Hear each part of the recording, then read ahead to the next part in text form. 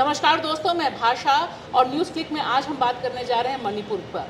मणिपुर किस तरह से जला, किस तरह से बड़े पैमाने पे जान माल का नुकसान हुआ, कितनी जानें गईं और उससे बड़ी बात जिस तरह से वहाँ पर एक सांप्रदायिक तनाव मेती और कुकी समाज में पैदा हुआ, हिंसा हुई और सरकार पूरी तरह से गायब रही पूरे परिदृश्य से। इस पर हम बात करने जा रहे हैं मणिपुर के human right activist Bablu ji से। बबलू जी, आपका न्यूज़ क्लिक में बहुत स्वागत है। हमें संक्षेप में बताइए कि मेती समाज है वहाँ का, जो सबसे बड़ी संख्या है, उसमें और कुकी में ये जो विवाद हुआ, इसकी बड़ी वजह क्या है? देखिए, शुरुआत तो ये एक रैली चला था चुराचांदपुर डिस्ट्रिक्ट में। ये एक हिल डिस्ट्रिक्ट है मणिपुर का, साउदर्न पार्ट में। इसमें ज़्यादातर कुकी जात लोग रहते हैं। तो उसमें ये 27 में एक रैली चले थे। ये मांग है कि मैतेई जो है डोमिनेंट कम्युनिटी मणिपुर में, जो वैष्णवाइट लोग है जो वैली में रहता है, उसका एक मांग है कि इनका कई सेक्शन का एक मांग है कि वो लोग शेड्यूल ट्राइब में इसका जुड़े जाए। मगर जो ऑल मणिपुर ट्राइबल यूनियन जो है, ऑल ट्राइबल यूनियन मणिपुर अत्सुम का जो वो लोग उसको ओपोज करने के लिए एक रैली चला था। उसी ही दिन इंडिया का वाइस प्रेसिडेंट भी इम्फाल में एक विज़िट किया था। उसी का चक्कर में थोड़ा टेंशन ऊपर आ गया कि ये मांग बहुत दिन से चल रहा है। हाई कोर्ट ने एक ऑर्डर भी दे दिया कि मणिपुर गवर्नमेंट में ये रिकमेंडेशन सेंट्रल गवर्नमेंट को जल्दी से जल्दी देने के लिए। और उसी में चुराचांदपुर में उसी का रैली के टाइम में काउंटर ब्लॉकेट भी थे, तो उसमें एक माहौल बन गया। और उसके बाद जो चुराचांदपुर में मैतेई लोग रहता है, चुराचांदपुर टाउन में एक छोटा सा मैतेई कम्युनिटी है, उसमें ये मिसक्रिएंट लोग जाके उसका घर को जलाना शुरू किया। उसके बाद एकदम मतलब सोशल मीडिया में रियलिटी भी बोला, मगर उसका बहुत एग्जैजरेटेड स्टोरीज भी बहुत स्प्रेड हो गया। तो इवनिंग के टाइम में मतलब जो मणिपुर इम्फाल वैली में जो कुकी लोग रहता है, उसका घर में एक अटैक हो गया। कई मिसक्रिएंट मणिपुर का वैली में कई संगठन लोग जो थोड़ा एंटी ट्राइबल स्लांट है, उसने जाके सब मतलब कुकी लोग का घर जलाना शुरू कर लिया। उसके बाद एक वायलेंस से दूसरी वायलेंस, एक वायलेंस से मतलब एकदम एक वायलेंस का स्पाइरल इफेक्ट हो गया। वायलेंस को रोकने के लिए सरकार क्यों नादारत रही? और इसमें जो गिरजाघर यानी जो पूरे बड़े पैमाने पर गिरजाघरों को निशाना बनाया गया, उसके पीछे क्या मकसद है? और ये जो पूरा मसला है, इसका एक जो हिंदू डोमिनेंस है, क्योंकि मेती समाज का जो हिंदू डोमिनेंस है, जिस पर भारतीय जनता पार्टी को बहुत बड़ी विजय भी मिली है, उससे क्या रिश्ता है? घाटी और हिल्स, वैली एंड हिल्स का जो एक डिवाइड है, वो भी थोड़ा सा बात करें। बिल्कुल बिल्कुल। देखिए, मणिपुर का आप ज्योग्राफी देखें तो मणिपुर तो एक बॉल जैसा है। बीच में वैली है और बाकी जगह में हिल्स है। वैली का जगह 8% है मणिपुर का, और 92% हिल है। मगर डेमोग्राफी का प्रॉब्लम ये है कि मणिपुर का पूरा 60% इसी वैली में सब रहता है, सारे लोग घाटी में रहता है। और ये जो हिल्स बहुत स्पार्सली पॉपुलेटेड है। मगर जो मैतेई लोग जो वैली का नेटिव लोग है, उसका ये मतलब ग्रीवियंस ये है कि वो लोग शेड्यूल ट्राइब में रिकॉग्नाइज नहीं करते हैं। इसीलिए जो घाटी है वो तो शेड्यूल ट्राइब का जगह मानता है। वो लोग वहाँ पे रह नहीं सकते, खरीद नहीं सकते। और वो जो 8% लैंड है, उसमें तो नागा भी आ सकता है, कुकी भी आ सकता है, मारवाड़ी भी आ सकता है, बंगाली भी आ सकता है, पंजाबी भी आ सकता है, सब आ सकता है।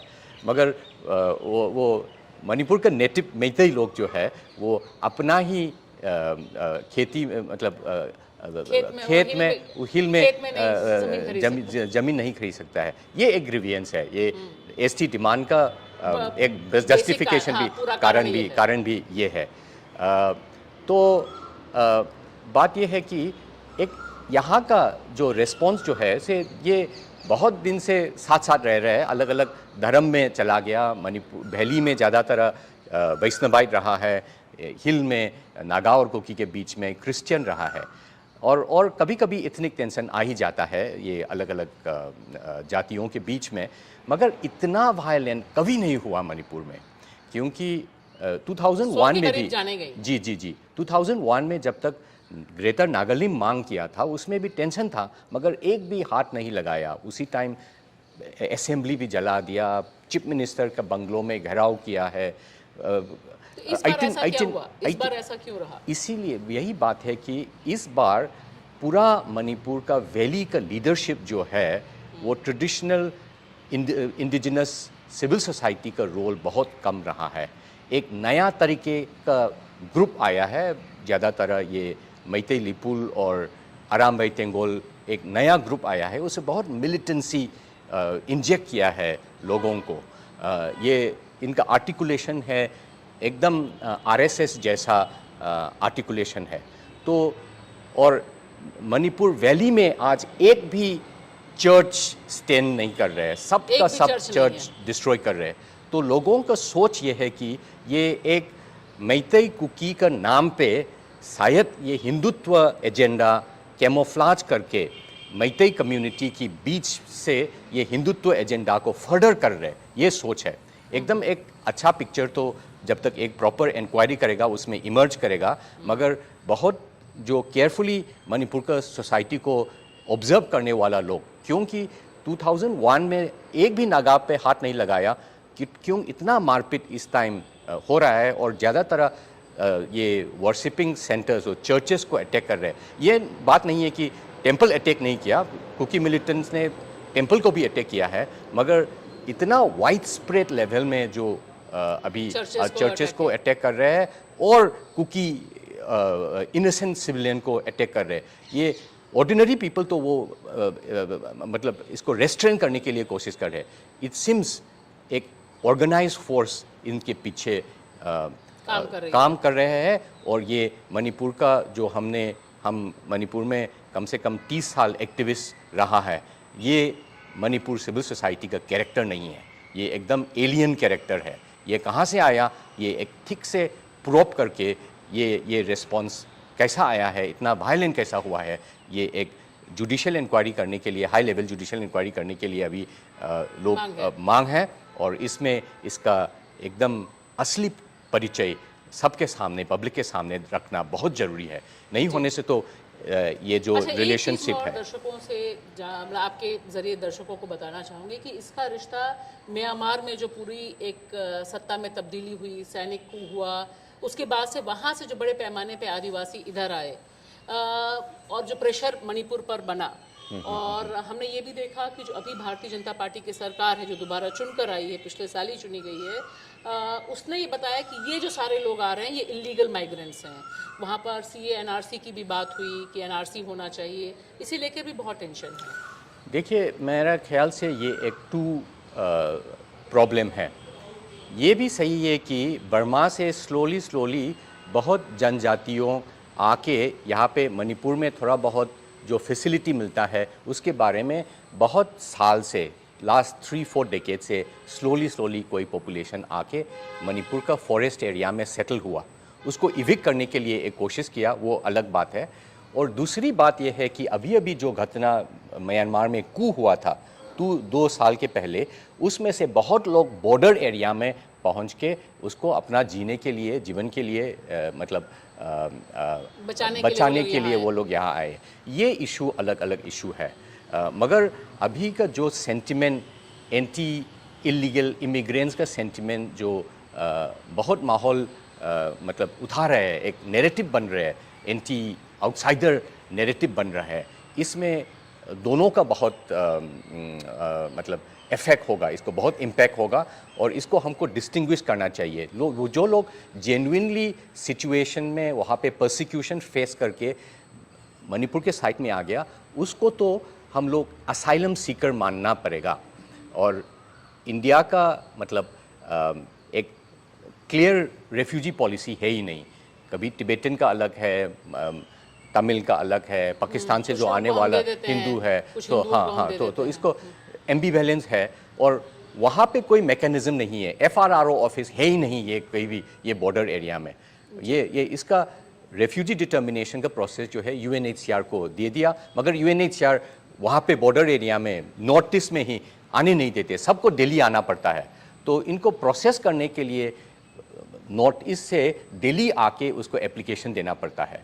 तो इसीलिए वो लोग जेन्युइन बहुत this is a huge institutional gap in terms of एक हमको अपने आप डेमोक्रेसी का मदर ऑफ डेमोक्रेसी माना जाता है, मगर वो लोग डेमोक्रेसी का फाइट करके उसको ज़िंदगी को मतलब थ्रेट ले रहा है, उसको तो कोई प्रोटेक्शन मैकेनिज्म है ही नहीं। एक डेमोक्रेसी होने का नाते और वो भी एक मदर ऑफ डेमोक्रेसी होने के नाते जो बेबीज ऑफ डेमोक्रेसी हमारे पास मतलब बचाने के लिए आ रहे हैं, उसको हम अगर नई जगह देगा तो लोग पूछता है ये डेमोक्रेसी का माँ है या स्टेप मदर है। हम लोग इसको why are we whipping the children of democracy? उसको जैसा मतलब एक एम्पैथेटिकली अप्रोच करना चाहिए। कोई भी इंस्टीट्यूशन नहीं है, इसीलिए हम लोग होम सेक्रेटरी को भी हमने कई बार चिट्ठी लिखा है, हमने UNHCR को भी कई बार चिट्ठी लिखा है, कम से कम आपका सर्विस दे दीजिए। ये लोग जो कू की बात आ रहे हैं उसको एक प्रोसेस के नाते उसको कम से कम टेम्पररी स्टेटस दे दीजिए रेफ्यूजी का। मिज़ोरम में तो ऐसा ही हो रहा है, मिज़ोरम में तो उसको स्टेटस दे रहा है, मिज़ोरम में तो कम से कम 30,000 लोग को आई कार्ड दे रहे हैं, रजिस्टर्ड कर रहे हैं उसका। फिर मणिपुर में क्यों नहीं? फिर मणिपुर में क्यों नहीं? एक आखिरी सवाल मैं आपसे जानना चाहूँगी कि ये जो हिंसा है जी ये मैतेई और कुकी के बीच में हुई है, जिसमें कुकी के साथ जो समझौता भी था वो भी रद्द किया गया है। आगे का रास्ता आपको क्या दिखाई दे रहा है? क्या मैतेई के भीतर जो आपने कहा, एक बहुत बड़ी अहम बात कही आपने कि मैतेई कुकी के बीच का जो कॉन्फ्लिक्ट है उसके पीछे से हिंदुत्व का एजेंडा बढ़ाने की एक बहुत सुनियोजित साजिश इसमें दिखाई देती है, क्योंकि मैतेई वाले जो चर्चेज हैं वो भी निशाने पे लिए गए हैं। तो क्या लगता है कि ये जो उभार है मैतेई के भीतर हिंदुत्व का, ये कहाँ रुकेगा? देखिए, अगली साल 2024 में चुनौती आ रहा है लोकसभा का, उसमें हम लोग देखना पड़ेगा कि ये हिंदुत्व के फोर्सेस को हम इंडिया में कैसा हैंडल किया जाए। आप ये वाइल्ड रैबिट एकदम अल्ट्रा नेशनलिस्ट एलिमेंट जो है ऐसा फैलाएगा पूरा देश में, तो जो हम मणिपुर में देख रहे हैं आज, ये पूरा देश में भी ऐसा ही कुछ बहुत गंभीर सिचुएशन आने का चांसेस है। इसीलिए इसको थोड़ा रोकना पड़ेगा, इसको कैसा हम टेम किया जाएगा। हमारा एक डेमोक्रेटिक ट्रेडिशन जो है यहाँ इस देश का, हम इसको कैसा लिया जाए, जो कॉन्स्टिट्यूशनल प्रोटेक्शन है माइनॉरिटीज़ का, ट्राइबल्स का, और जो सब एक सेकुलर फैब्रिक है ये देश का, उसको कैसा बचाया जाए हमको तो पता नहीं, मगर ये जो अपना आम जनता उसको देखना पड़ेगा और उसका आवाज़ उठाना पड़ेगा। या ये तो डेमोक्रेसी तो बाहर से सेफ नहीं होगा, डेमोक्रेसी का सेंसिबिलिटी जो है एक आम नागरिक को अंदर से ही लाना पड़ेगा। मणिपुर में हम कोशिश कर रहे हैं कि रिकंसाइल किया जाए, elders of Meitei and Kuki को इकट्ठे ले आके, सिविल सोसाइटी को इकट्ठे ले आके, यूथ को इकट्ठे ले आके एक इसको रियलाइजेशन किया जाए।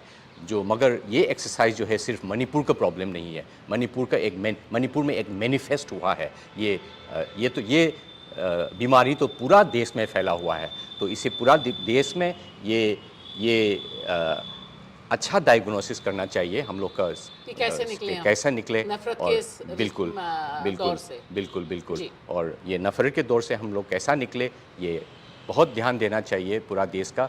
और ये देश को बचाना है तो इसका माइनॉरिटी और रिलीजन भी, ट्राइबल्स भी, सब कैसा साथ लेके चलेगा, ये एक बहुत इम्पोर्टेंट चैलेंज है पूरा देश का। बहुत बहुत शुक्रिया बबलू जी। और मुझे लगता है कि न्यूज़ क्लिक के दर्शकों के लिए भी ये बहुत ज़रूरी है कि मणिपुर में जिस तरह से हिंसा फैली, जिस तरह से जान माल का नुकसान हुआ, चर्चेस को निशाने पे लिया गया, वह सब एक संकेत है कि ये जो उग्र राष्ट्रवाद है, उग्र हिंदुत्ववाद है, यह किसी के लिए अच्छा नहीं। जिस सेवन सिस्टर्स, जिस डबल इंजन की बात है, वह पूरी तरह से विफल होता दिखाई दे रहा है मणिपुर में। शुक्रिया। Thank you.